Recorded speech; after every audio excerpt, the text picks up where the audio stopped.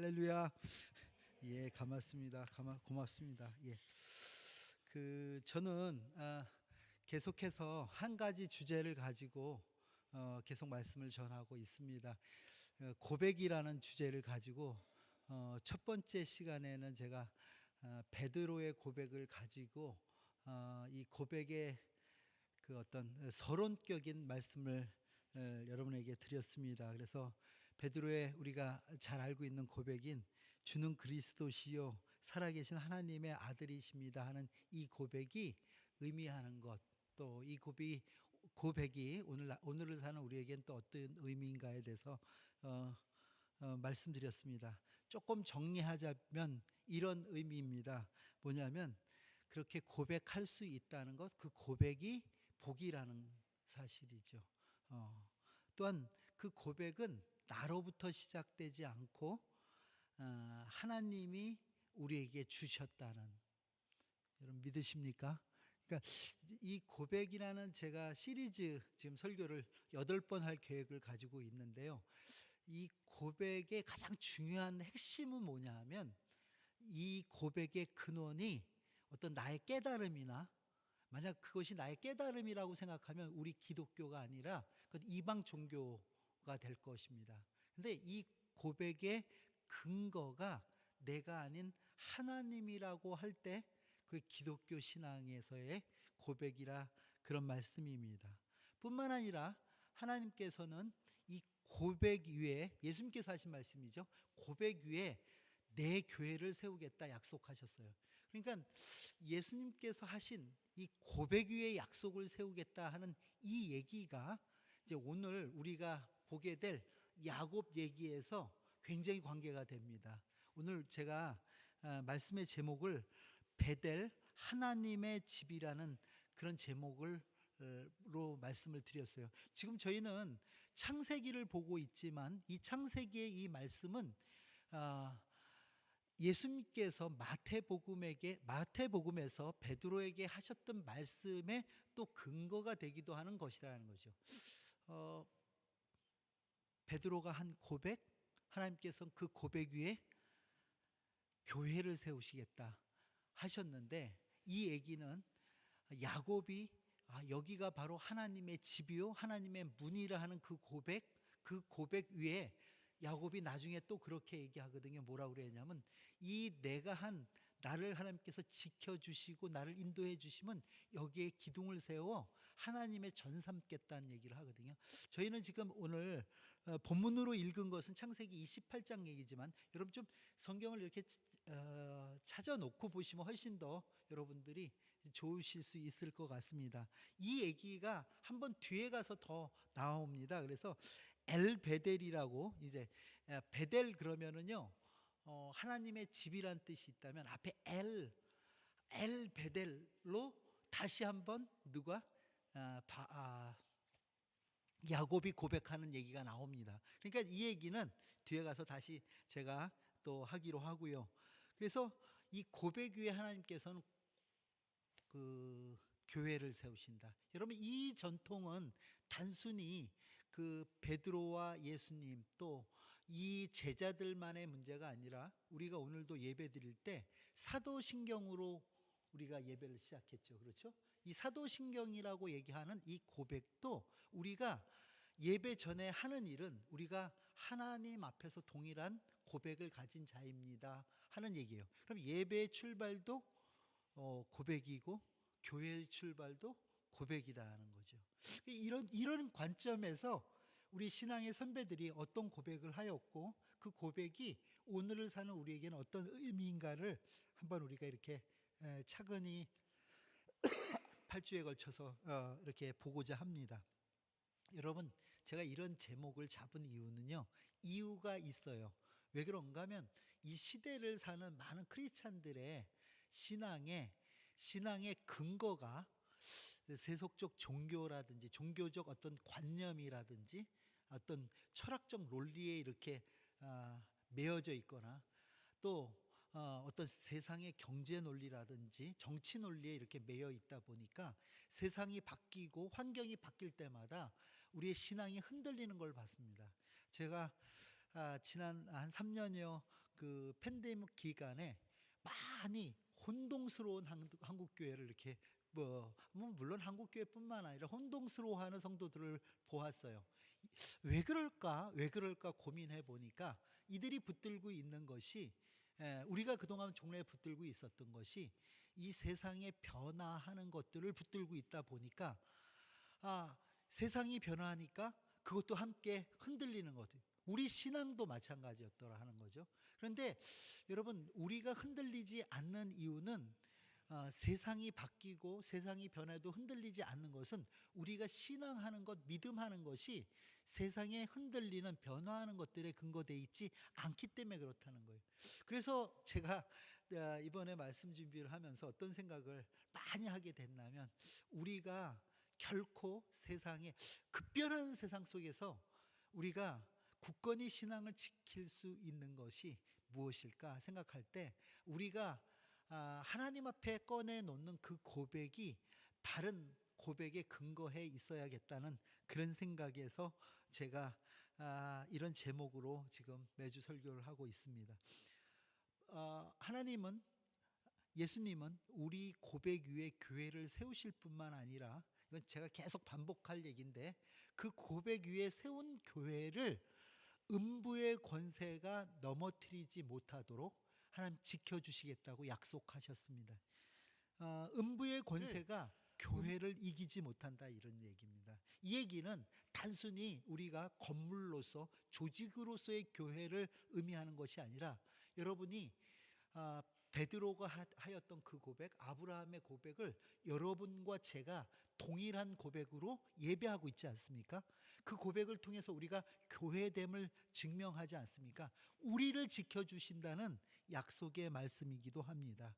뿐만 아니라 한 발짝 더 나가서 그 교회에 천국의 열쇠를 주시겠다고 약속하셨습니다. 이 얘기도 우리가 많은 경우에 지난 2000년 기독교 역사 속에서 이 천국의 열쇠에 대한 오해들이 많았어요. 이것은 마치 사도들이 받았던 어떤 수익권이라든지, 어떤 천주교 구교에서 얘기하는 교황의 어떤 권위, 여기에다가 우리는 많이 방점을 쳤어요.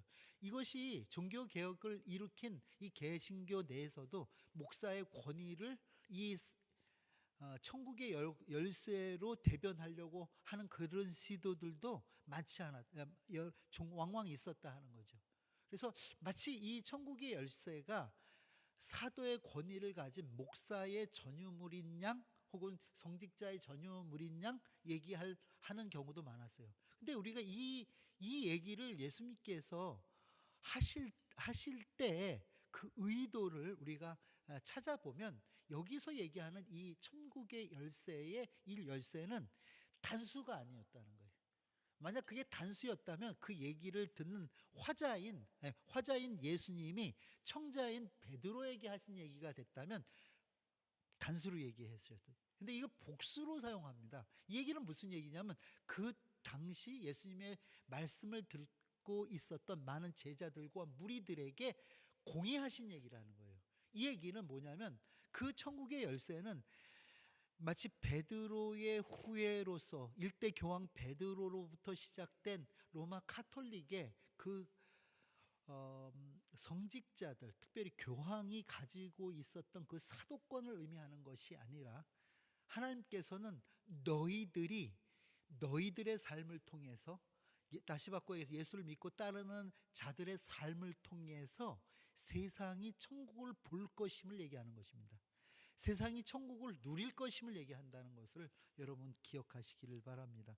그렇다면 이런 베드로의 고백과 예수님이 그 고백에 대한 축복과, 또 그에게 약속하신 약속과, 또 그에게 주셨던 그 선물까지, 이 어떤 고백을 중요시하는 우리 고백교회, 우리 개혁교회의 표지가 된다 하는 거죠. 다시 그 스펙트럼을 가지고 많은 성경의 인물들이 하나님 앞에 했던 그 고백들을 하나씩 바라볼 때, 우리가 지금까지 보지 못했던 것들을 그 안에서 찾아볼 수 있다 하는 것입니다.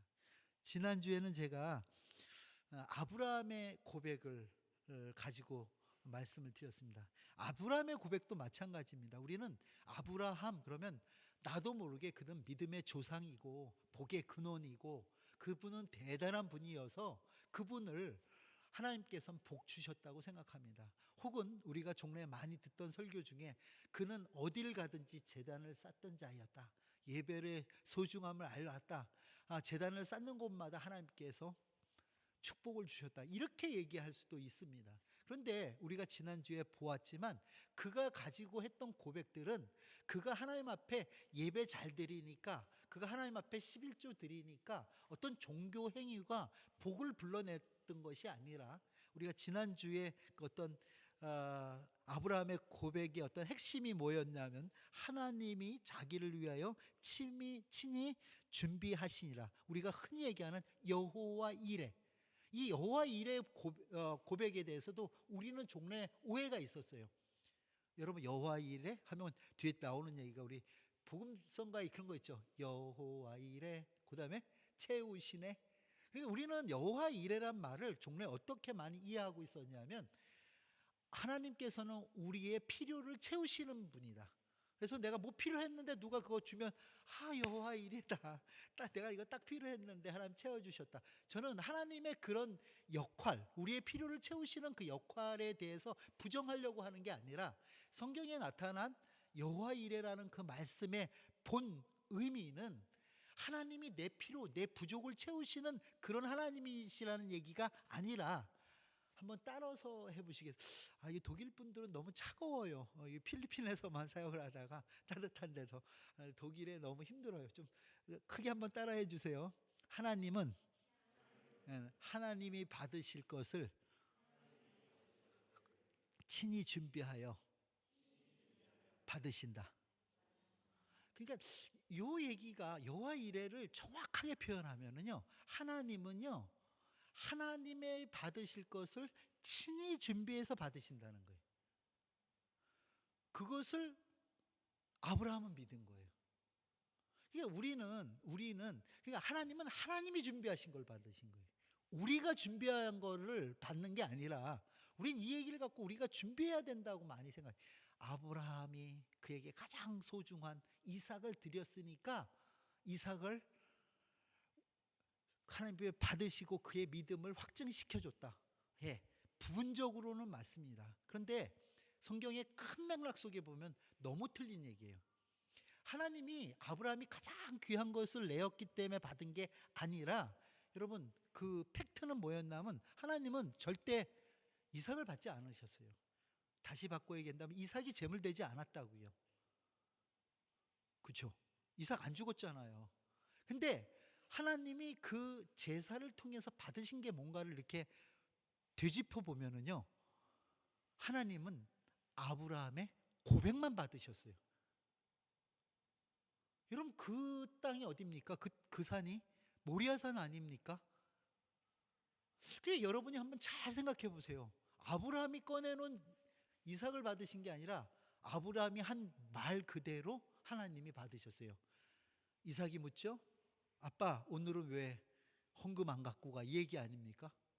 오늘 왜 드릴 양을 안 갖고 가? 아브라함이 뭐라 그런 거야? 하나님이 받으실 것은 하나님이 준비하신다, 이렇게 얘기하잖아요. 여호와 이레라고 얘기하시죠.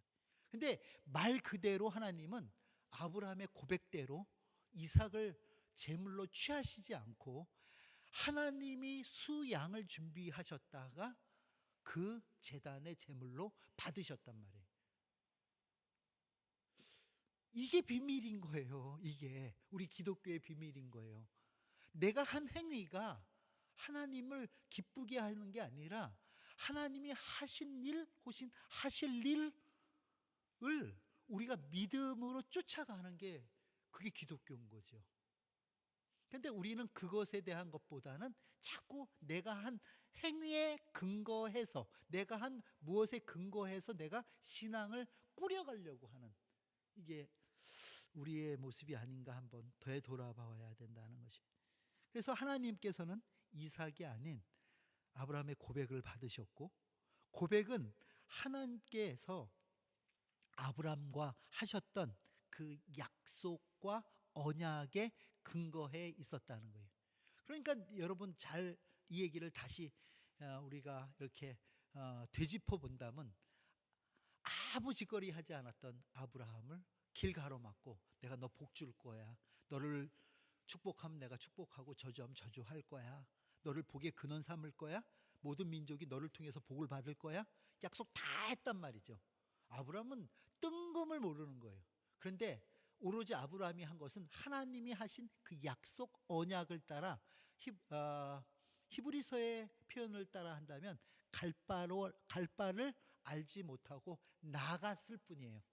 근데 그것을 갈 바를 알지 못하고 나아간 아브라함을 영어 성경에 보면 by faith, 믿음이라고 얘기를 해주는 거예요. 그것을 믿음으로 여겨주시는 거예요. 그러니까 우리 눈에는 보이지 않았죠. 우리는 아직 상황으로 오지 않았지만은 하나님의 말씀, 언약, 약속에 반응하고 나아가는 것을 성경은 믿음이라고 얘기했다면, 그러면 이 믿음의 근거는 그가 행한 어떤 의지적 결단이나 아니면 그가 행한 어떤 행위가 아니라 그에게 먼저 다가와 약속하신 하나님의 말씀이 그 믿음의 근거가 된다는 거죠. 이해가 되십니까? 그러니까 우리가 첫 단추를 잘 끼워야 되는데 우리는 너무 오랫동안 유교, 불교, 샤머니즘 문화권에 있었어요. 이 불교의 가장 큰 특징이 뭐냐면 인과보예요. 인과보, 인과응보 이렇게도 얘기하는. 무슨 얘기하냐면 내가 했던 어떤 행위가 근거가 돼서 그게 나에게 복을 부르기도 하고 화를 부르기도 한다는 그 생각, 그 관념이 우리를 지배하고 있는 거예요. 그러니까 우리의 믿음을 자꾸 우리로부터 생각해내려고 그래요. 한 번이라도 그게 편해 본 적이 있습니까? 평생 저는 목사로 선교사로 살아도 나로부터 뭔가 선한 게, 그래서 제가 즐겨보는 제 주제가가 찬송가에는 하나님의 은혜로 이 쓸데없는 자 왜 구속하여 주는지 난 알 수가 없다고. 누구는 난 알아요 그랬는데 난 진짜 알 수가 없어요. 왜 나를 구속해 주는지 그 까닭을 내게서 찾을 수 없다는 거예요. 네, 복음성가 중에서는 보소서 주님 나의 마음을 뭐예요? 선한 것 하나 없습니다. 그 근거를 나에게서 찾으려고 할 때는 좌절할 수밖에 없는 나인데 하나님께서 그런 나를 찾아와 주셔서 내게 약속해 주시고 언약을 주시기에 나는 그 언약을 따라 당장 눈에 보이지 않지만 그 언약을 따라 나갔을 뿐인데 하나님은 그것을 믿음으로 여겨주신다는 거죠. 그렇다고 한다면 그 고백, 아브라함이 했던 고백은 하나님에 대한 신뢰의 표현이지요. 결단이나 혹은 그의 어떤 결심이 아닌 거죠. 하나님이 그런 약속 주셨기에 난 그 약속을 믿고 따라갑니다 하는 신뢰라 하는 거예요. 여러분, 하나님은 우리에게 믿음을 주시고 고백을 받으실 뿐만 아니라 우리가 한 고백을 행하여 주신다로 한다는 것을 여러분, 이런 사이클이 있는 거예요. 이런 사이클이 고백에. 그러니까 그 근거는 하나님의 약속과 언약이고 그 약속과 언약 속에서 하나님은 우리에게 그 약속과 주신 언약을 우리로 하여금 고백해 하실 뿐만 아니라 우리가 고백한 것을 그는 귀에 들린 대로 행해 주시는 이런 사이클이 이렇게 돌아가는 거죠.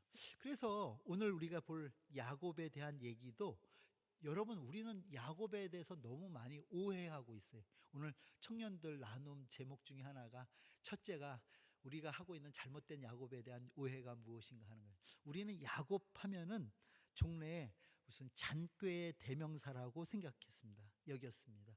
거짓말, 속임수의 대명사로 우리는 그를 생각할 때가 많았어요.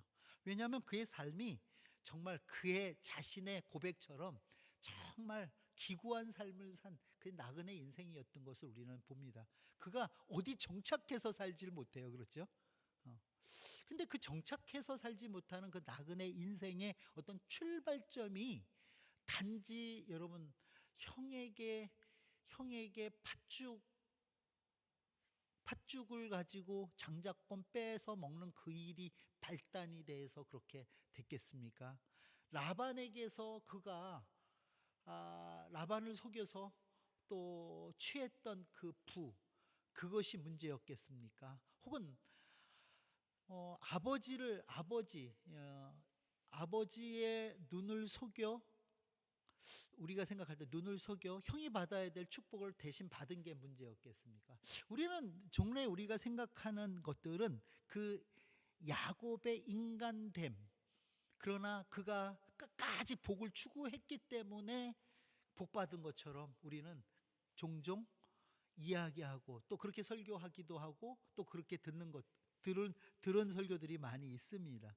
그런데 말입니다, 성경은 뭐라고 얘기하냐면 야곱의 꾀 혹은 그의 속임수, 눈속임, 거짓말이 그가 복을 쟁취하는 그 일에 근거됐다고 얘기하지 않는다는 게 우리가 야곱에 대한 오해라 하는 것입니다.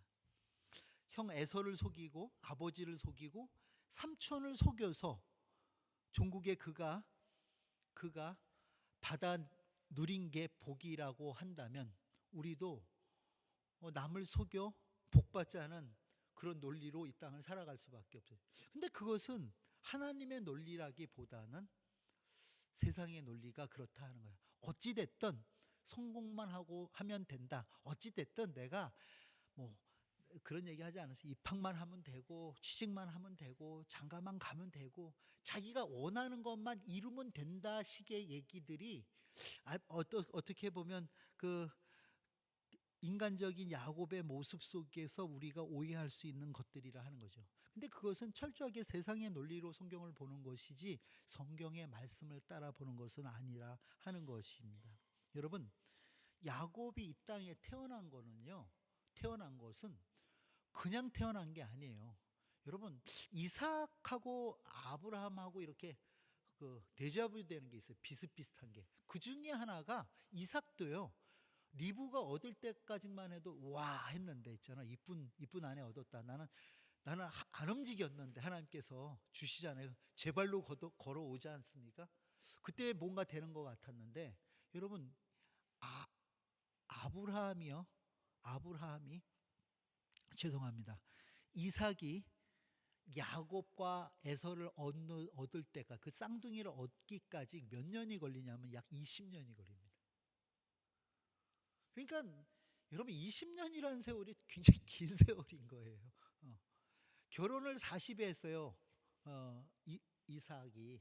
그런데 이 쌍둥이를 얻은 거는요. 언젠가면 60에 얻어요. 성경이 얘기해요.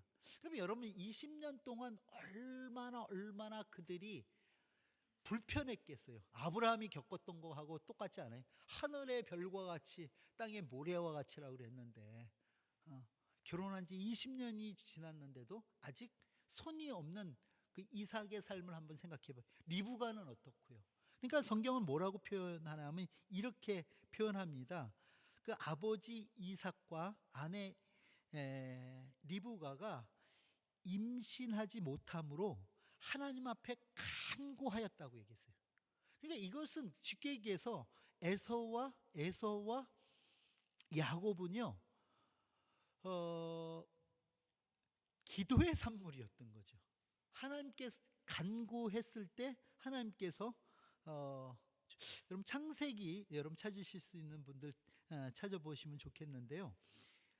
25장 21절을 한번 보시면은 이렇게 표현합니다. 이삭이 그의 아내가 임신하지 못함으로 그를 위하여 여호와께 간구하며 여호와께서 그의 간구를 들으셨으므로 기도의 열매죠. 그의 아내 리브가가 임신하였더니 하고 얘기합니다. 여러분 이 얘기는 지금 에서와 야곱이 임신하게 되는 것은 이삭의 기도였고 그 기도에 응답하신 기도의 선물, 기도의 응답으로 그가 임신되었다. 그런데 말입니다. 여기서 이어지는 얘기가 이렇게 얘기합니다. 그 아들들이 그의 태 속에서 서로 싸우는지라 그가 이르되 이럴 경우에는 내가 어찌할꼬 하고 가서 여호와께 묻자온대. 이 얘기를 무슨 얘기냐면 쌍둥이였고요, 뱃속에 아이가 싸웠다는 얘기가 나옵니다. 그리고 이런 사건에 대해서 그냥 가만히 있었던 게 아니라 다시 여호와께 물었답니다.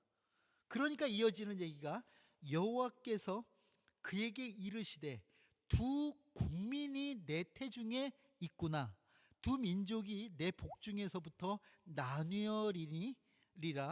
이 족속이 저 족속보다 강하겠고 큰 자가 어린 자를 섬기리라. 그러면 여러분 한번 보세요. 지금 우리는 결론을 알잖아요. 야곱이 이스라엘 되는 그 결론을 우리는 압니다. 근데 이거는 치열하게 야곱이 싸워서 투쟁해서 얻어낸 결실이 아니라, 이것은 그가 태어나기도 전에 하나님께서 복중에서 정해놓은 이치였다는 거예요. 안 그렇습니까?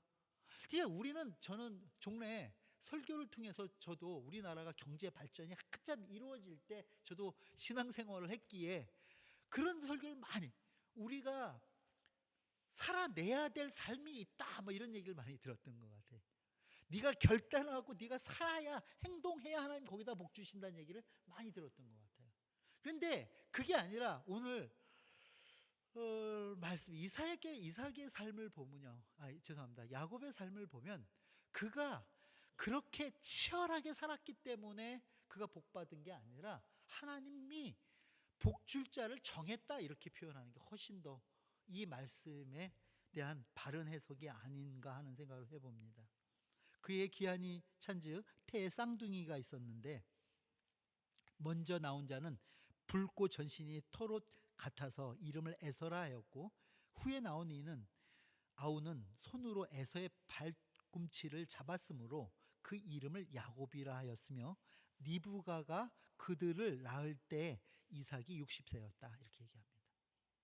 즉 에서와 야곱은 태어나기 전부터 하나님의 계획 속에 있었고, 두 민족으로 나눌 뿐만 아니라 강한 자가 또 큰 자가 섬김을 받는 그 얘기들이 있었다 하는 것입니다. 이것은 하나님께서 인생을 그의 계획 가운데서 창조하시고 인생을 조성해 가시는 것을 의미함 뿐만 아니라 야곱의 인생을, 야곱의 인감됨이 아닌 하나님의 계획이라는 차원에서 보아야 된다는 근거가 된다 하는 것입니다. 여러분, 우리가 전에 제가 말씀드렸던 그 장자권과 팥죽 사건에 대한 그 얘기도 그렇습니다. 팥죽 사건이 그런 관점에서 볼 때 야곱의 꾀나 속임수가 아닌, 여러분, 야곱의 그 장자권을 사는 그 행위를 통해서 하나님의 계획이 한 발짝 가까워졌음을 성경은 얘기하고 있다 하는 것입니다.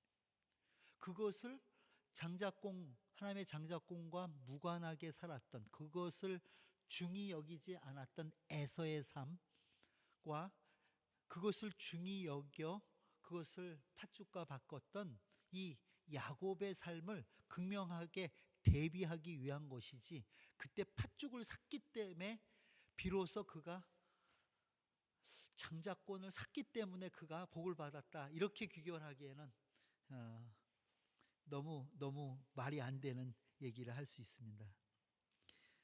여러분, 이 얘기는, 팥죽 사건은 장자의 명분을 하나님은 육신의 순서가 아니라 하나님이 정하시고 계획하심에 따라 이루어 가심을 보여주는 거라는 거예요. 너무 우리가 그걸 극화시켜서 이야기할 것이 아니라 그 사건을 통해서 하나님의 관심이 지금 어디에 있는가를 보아야 된다는 거예요. 최소한 우리가 야곱이 이스라엘이 된다는 그것을 알고 있는 상황 속에서는요. 그러니까 우리는 이것을 자꾸 극화시켜 갖고 그가 했던 어떤 행동이 결론을 만들어 놓는 양 얘기하는 것은 성경을 바로 읽는 게 아니라는 거예요. 그건 기독교가 아니라는 거죠. 하나님이 정하신 뜻이 어떻게 그 삶 속에서 이루어져 가는가를 봐야죠. 같은 얘기 같지만 완전 다른 얘기라는 걸 여러분 기억하시길 바랍니다. 그래서 우리는 그동안 종래에 이런 얘기들을 갖고 우리에게도 계속 오는 도전들이 있었죠. 똑바로 살아야 된다. 믿음으로만 살아야 된다 하는 얘기들이 틀린 얘기가 많이에요. 근데 여기서 얘기하는 믿음으로 산다, 바로 산다 하는 그것은 뭐냐면 하나님의 계획과 섭리에 우리의 시선을 정조준하여서 그걸 따라 살아간다는 얘기지. 내가 자칫 잘못 실수하면 내 삶 속에 이미 계획된 복이 엉그러진다는 얘기가 아니라는 거죠. 근데 우리는 자꾸 그쪽으로 생각하려고 그래요. 왜냐하면 전설의 고향을 너무 많이 봤기 때문에. 계속 우리는 인과 보의 그 어떤 스토리에 익숙해 있기 때문에. 여러분 그런 얘기가 성경에 기록되어 있다면 여러분 그런 얘기로 성경이 이끌어져 간다면 아마도 이 야곱이 출생할 때 그 사건을 성경은 다루지 않아도 될지 모릅니다. 근데 그 출생 사건을 먼저 다룬 이유는 바로 하나님의 계획과 섭리 가운데 그 인생이 진행됨을 우리에게 알려주기 위한 것이지 우리 보러 팥죽 팔아 장자권 사라는 얘기가 아니라는 것을 여러분 기억하시기를 바랍니다. 그리고 나서 하나님께서 이삭에게 주신 약속이 있습니다. 이 약속이 야곱과 관계되는 것은 여러분 창세기 26장 3절에서 5절 말씀입니다. 여러분 여기에서 보면은요 이삭이 자기 아버지와 같은 짓거리를 합니다. 그런데 그때 하나님께서 이삭에게 먼저 하신 얘기가 있어요. 가나안 땅에도요, 약속의 땅에도 흉년이 듭니다. 그래서 그때 이삭은 애굽으로 내려가려고 하죠. 그래서 그날까지 가는데 하나님께서 또 다시 이삭을 가로막고 한 약속입니다. 이 땅에 거류하면 내가 너와 함께 있어 내게 복을 주고 내가 이 모든 땅을 너와 내 자손에게 주리라. 내가 내 아버지 아브라함에게 한 맹세한 것을 이루어 내 자손을 하늘의 별과 같이 번성하게 하며 이 모든 땅을 내 자손에게 주리니 내 자손으로 말미암아 천하 만민이 복을 받으리라. 이는 아브라함이 내 말에 순종하였고 그 명령과 내 계명과 내 율례와 법도를 지켰음이라 하고 얘기해요. 그러니까 지금 이삭이 하나님께서 복의 약속을 받는 것은 이삭의 어떤 행위가 아니라 이미 아브라함에게 했던 그 약속, 그 순종으로 반응했던 아브라함의 아버지의 그 믿음 때문에 나에게도 복을 주시겠다는 약속을 합니다. 사실 어떻게 보면요, 성경의 인물 중에서 가장 평탄하게 살았던 사람이 이삭입니다. 그런데 그가 뭘 딱히, 제가 아브라함을 했으니까 이삭의 고백을 해야 되는데 이삭이 번듯한 고백 하나를 못했어요. 내가 이렇게 보니까 없어요. 단지 하나 그가 그에게서 뭔가 근거 하나를 찾으려고 한다면 아버지 아브라함의 믿음에 순종하여 모리아산에 제물로 자기 몸을 내어놓았던 그 사건 외에 그는 딱히 하나님 앞에 뭐 이거는 참 우리가 이런 고백이 할 정도의 얘기가 없었어요. 그런데 하나님은 그를 복 주시고요, 거부 만드시는 얘기들이, 그 땅에서 거부 만드는 얘기들이 나오지 않아요. 그러니까 그가 여러분 창세기 26장 24절 25절을 보면 이렇게 표현이 나죠. 그 밤에 여호와께서 그에게 나타나 이르시되 나는 내 아버지 아브라함의 하나님이니 두려워하지 말라. 내 종 아브라함을 위하여 내가 너와 함께 있어 내게 복을 주어 내 자손이 번성하게 하리라 하신지라. 이삭이 그곳에 제단을 쌓고 여호와의 이름을 부르며 거기 장막을 쳤더니 이삭의 종들이 거기서 운물을 받더라. 이런 얘기가 나와요. 그러니까 여러분 잘 보시면 지금 하나님께서 이삭 가운데 일하시는 것은요, 무엇 때문인가 하면 이삭 때문이 아니라 아버지 아브라함 때문에 일하고 계시는 거예요. 그렇죠? 그런데 여러분, 이게 굉장히 중요한 이유라는 거예요. 왜 이게 굉장히 중요한가 하면, 하나님은 이스라엘 백성을, 여러분, 우리 이스라엘 사람들이 그러죠. 우리는 선택받은, chosen, 우리는 선택받은 민족이라고 생각하잖아요. 근데 하나님은요, 이스라엘 민족을 선택해 본 적이 없어요. 그들은 그렇게 얘기하지만 이스라엘 민족을 선택한 것이 아니라, 하나님은요, 아브라함을 부르시고요, 그 아브라함에 약속하시고요, 그 아브라함을 조성하셔서 야곱을 이스라엘 만드는 거예요. 그러니까 지금 아브라함의 복을 지금 이삭이 받는 것은, 이거 굉장히 의미 있는 일입니다. 그러니까 이삭이 복을 받는 게 아니라, 이삭은 아브라함의 복을 받는 거예요. 여러분, 이것이 다 그대로 이어져서 다시 야곱도 야곱의 복을 받는 게 아니라 아브라함의 복을 받는 거예요.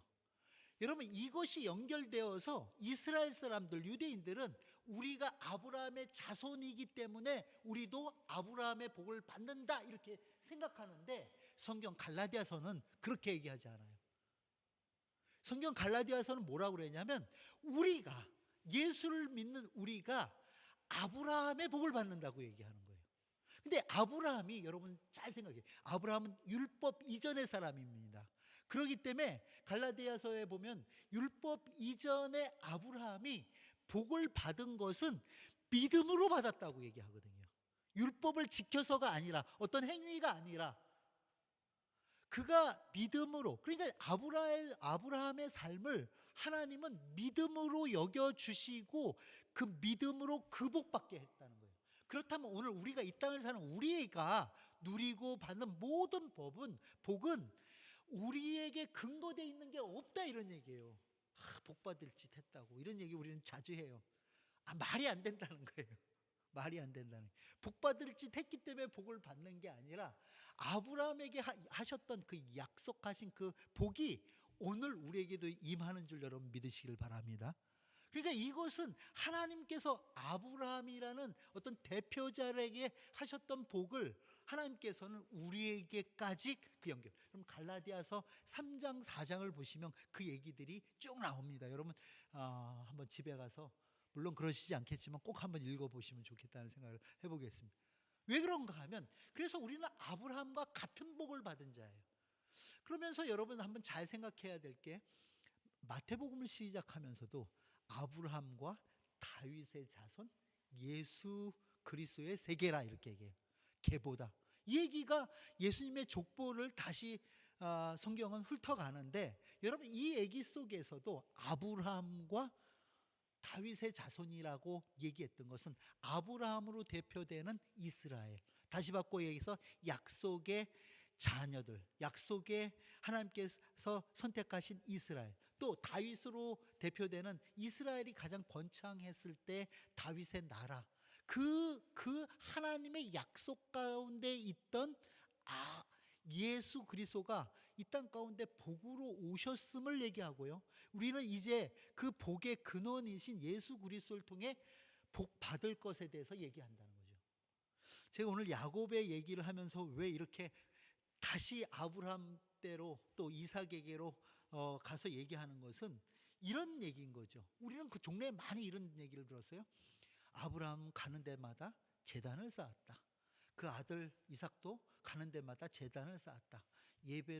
예배하는 자는 하나님께서 복 주신다. 그래서 오늘 여러분 복 받으려고 나온 거 아닙니까?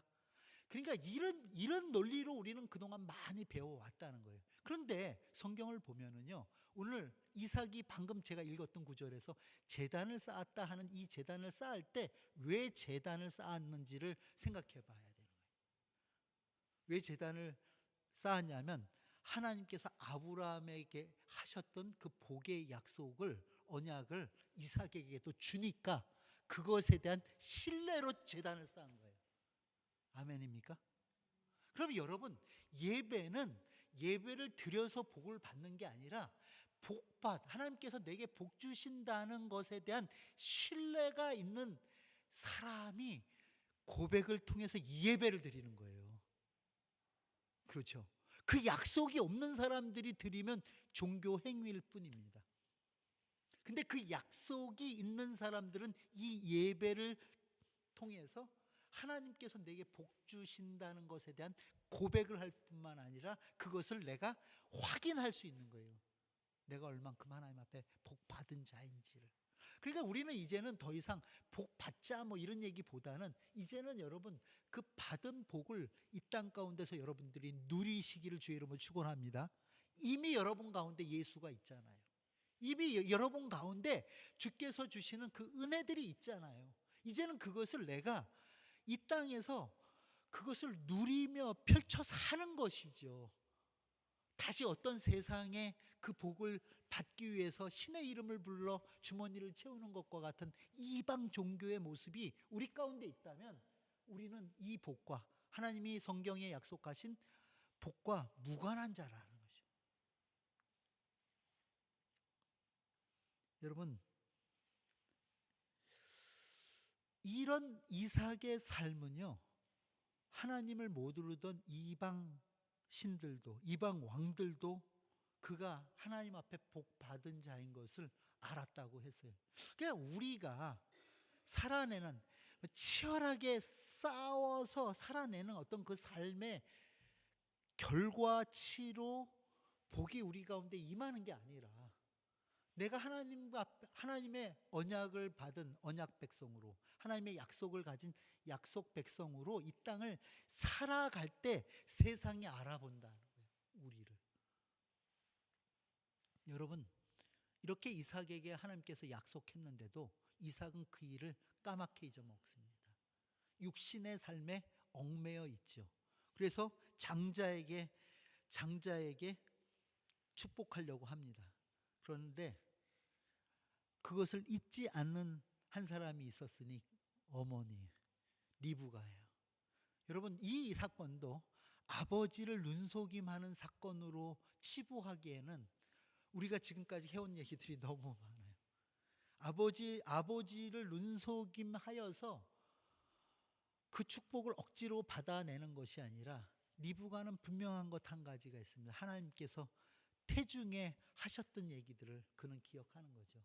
이 축복은 에서가 아닌, 육신의 장자가 아닌 하나님이 정하신 야곱을 통해서 이어져야 될 것임을 알기에 그것을 이삭을 설득하지 않고요, 그것을 눈이 어두운 이삭을 속이는 일은 야곱이 한 일이 아니라 엄마가 한 일이에요. 야곱은 전문용어로 쫄아 있었어요. 이러다가 축복은 고사하고 저주받으면 어떡합니까? 이러지 않습니까? 그런데 엄마가 담대하게 밀어붙입니다.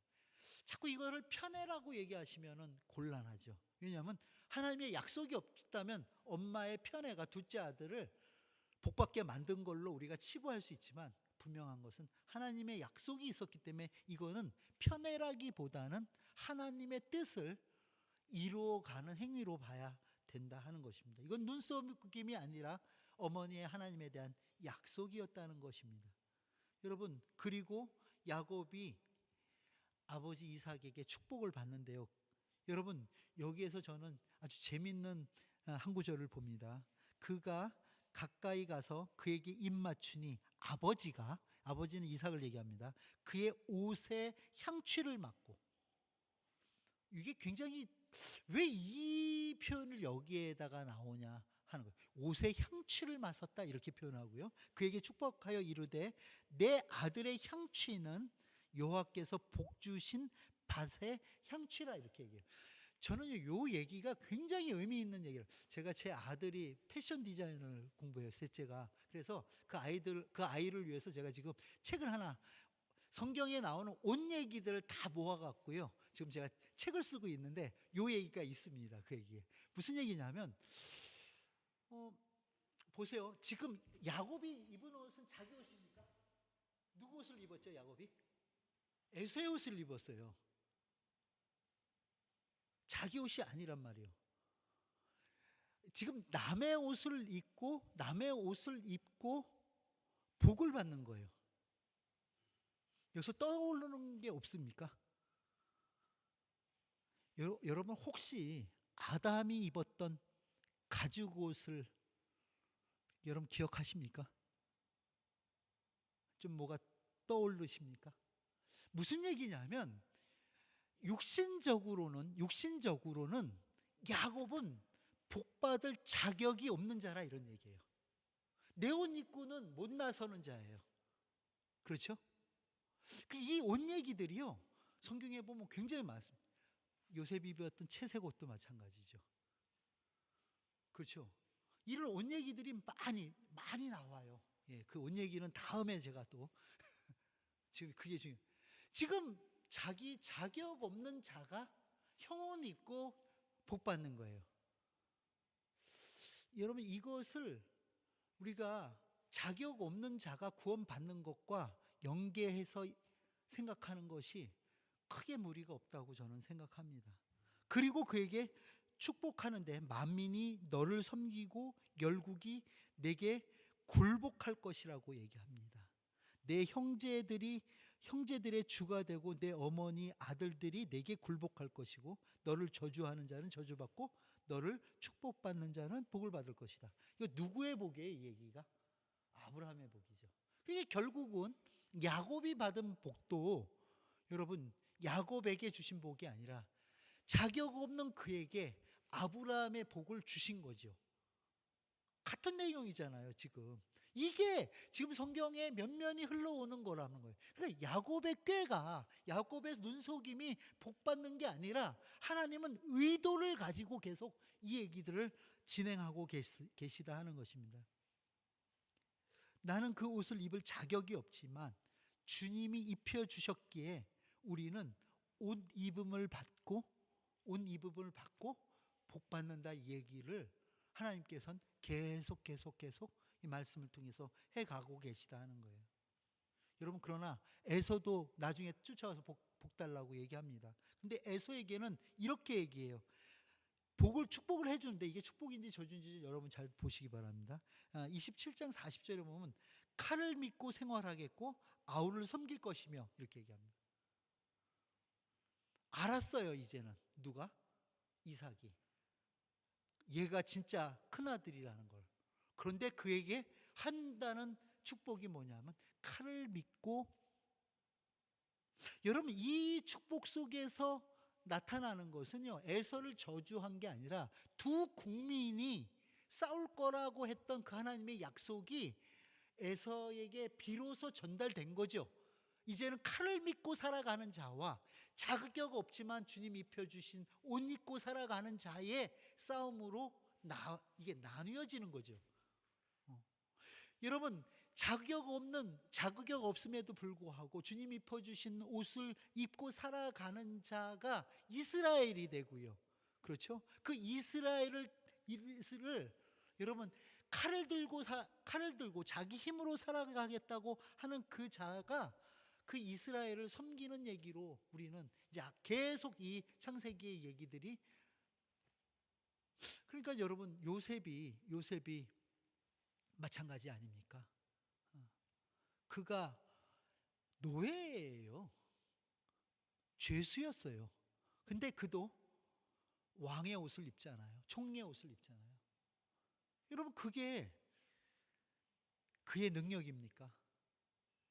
아니죠. 꿈을 잘 꿨기 때문입니까? 아니죠. 우린 늘 하나님 입혀주시는 그 거룩한 옷을 입고 이 땅을 호령하며 살아갈 것에 대한 예표들이라 하는 거죠. 자격 없는 나인데, 내가 하나님의 자녀로 불림받는 것 자체도 나는 불편한 일인데 하나님은 우리를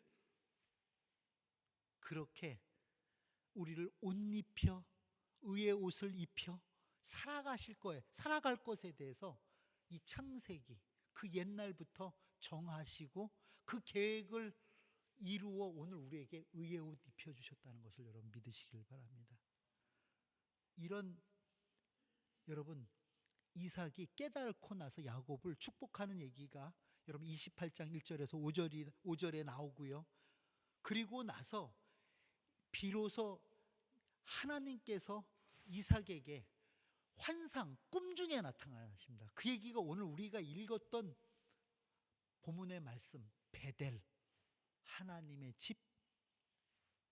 이 고백이 나오기 전까지의 얘기를 하는 거죠. 그러면 여기가 바로 하나님의 집이요 베델이요 하고 했던 그 고백은, 그 고백하고 내가 이렇게 소원했으니까 하나님께서 그 소원을 이루어 주신 게 아니라 하나님의 열심이 그를 그곳까지 이르게 해서 그 고백을 받으신 뿐만 아니라, 여러분 지금 제가 이렇게 시간을 보니까 너무 신나서 하다 보니까 시간이 너무 많이 갔어요.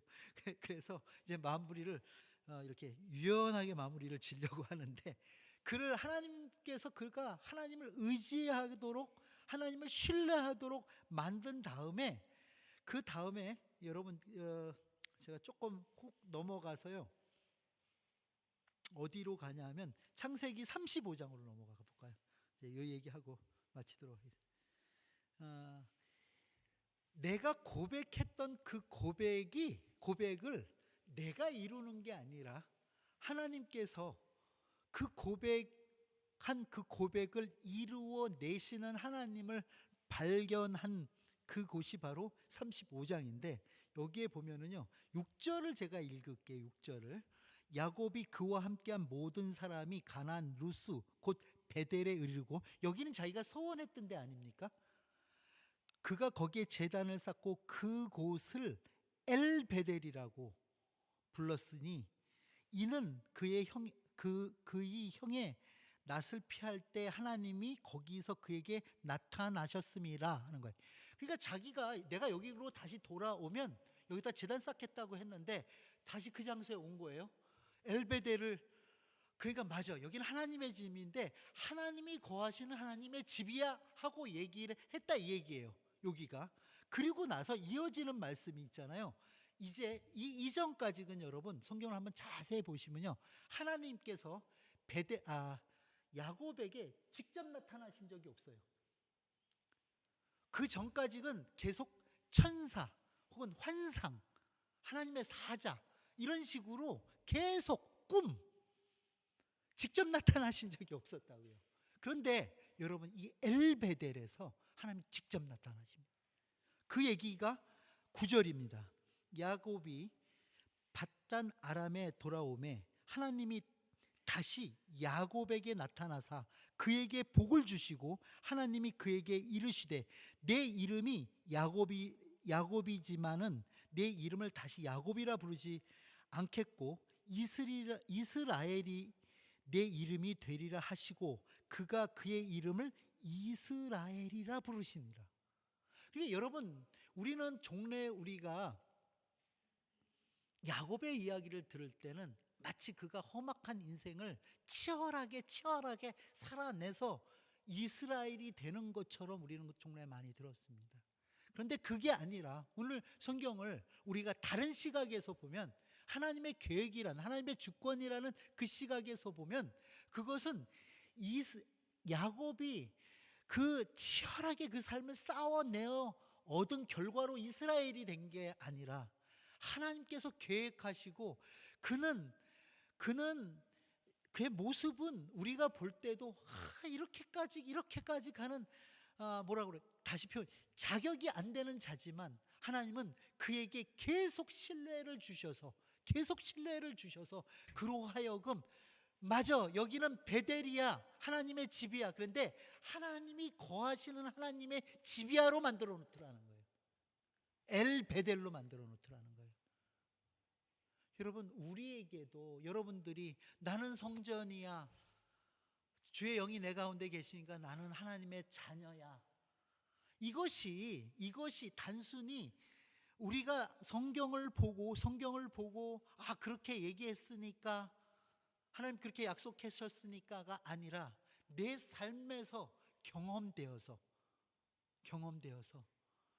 맞아, 나는 하나님이 거하시는 하나님의 전이야. 하나님이 거하시는 하나님의 전 엘베델로 내가 다시 고백되어지기를 바랍니다. 그래서 내가 다시 이스라엘로, 여러분 이 얘기는 자신의 계획이 아니라 하나님의 계획에 눈뜬 자가 이 고백할 수 있고요. 하나님과의 그 뭐라고 인티머시라 그래.